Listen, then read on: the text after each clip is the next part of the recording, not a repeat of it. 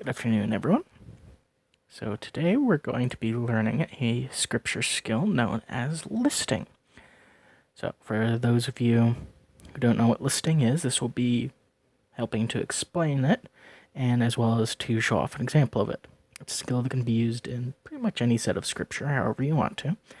Today we're going to be using an example from the Book of Mormon in Alma chapter 22, verse 22.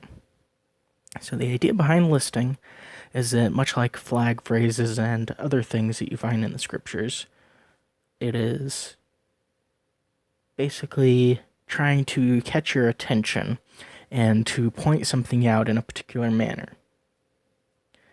And so in here, we have Aaron. He's been teaching the king of the Lamanites, and the king of the Lamanites has passed out at this point.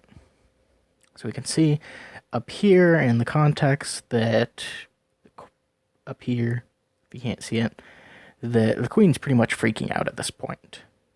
And she wants people to come and slay Aaron and his brothers.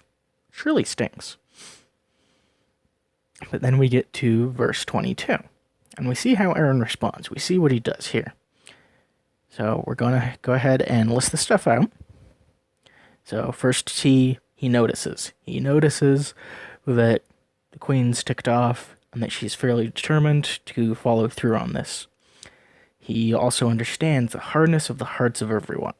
He's been among the Lamanites for a while now. He kind of gets the idea that they hate him. He's afraid. He's afraid that the multitude's going to assemble themselves together.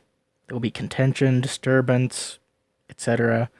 And then we hit the action point where he puts forth his hand, raises the king from off the ground, and later on, yay, happy things happen. So that's a quick overview of the list. The list purposes, at least to me, not just to show Aaron's actions, but also to show what we can do in certain situations. He observes, he thinks about it, he acts on it. He does this in a very quick succession. Or at least what appears to be very quick succession in here.